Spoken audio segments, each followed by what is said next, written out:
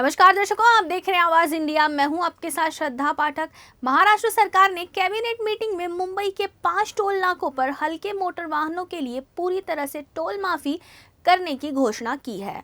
तो वहीं एक आरटीआई से मिली जानकारी के अनुसार सरकारी खर्च से बनी सड़क का ठेका निजी कंपनी को प्रॉफिट कमाने के लिए क्यों दिया गया। मुंबई के 31 फ्लाईओवर ब्रिज पर महाराष्ट्र राज्य सड़क विकास महामंडल ने MMRDC, जिसका टोल वसूल करने के लिए मुंबई के 5 एंट्री पॉइंट का ठेका महज रुपए 2242.35 करोड़ में MP इंफ्रास्ट्रक्चर प्राइवेट लिमिटेड इस कंपनी को देने की जानकारी आरटीआई कार्यकर्ता अनिल गलगली को MIRDC ने दी थी। राज्य सरकार ने पहले टोल लगाया था और अब 14 साल बाद टोल रद्द कर दिया है। मुंबई के 5 टोल नाके पर जो हल्के वाहन है उसे टोल मुक्त करने का निर्णय सरकार ने लिया है, लेकिन हमें जो RTI में जानकारी मिली है उससे साफ होता है कि 2010 और 11 में खुद सरकार ने इन 5 एंट्री पॉइंट पर टोल लगाने का काम किया।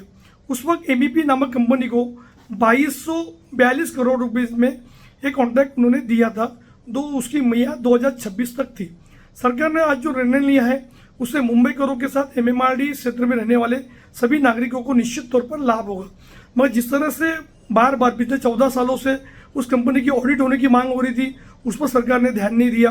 और सबसे बड़ी बात है कि इस टोल को मुक्त करने के बाद सरकार को तिजोरी से उस कंपनी को भी निश्चित तौर पर बड़ी रकम देने की जरूरत पड़ेगी कि जब इस तरह के एग्रीमेंट या जो कॉन्ट्रैक्ट रद्द होते हैं तो उसके बदले में जो एग्रीमेंट में लिखा होता है कि किस तरह से नुकसान की भरपाई दी जाए। तो इसके पहले भी जो महाराष्ट्र में 63 टोल नाके पर जिस तरह से उधर कुछ गाड़ियों को टोल मुक्त करने का सरकार ने निर्णय लिया था, उस वक्त भी उस कॉन्ट्रैक्टर को करोड़ों रुपए सरकार को देने पड़े थे। हमारी सरकार से इतनी मांग है कि सरकार ये भी खुलासा करे कि कितने पैसे उस टोल मुक्ति के लिए उस कंपनी को दिए जाएंगे और उसकी अमाउंट क्या होगी।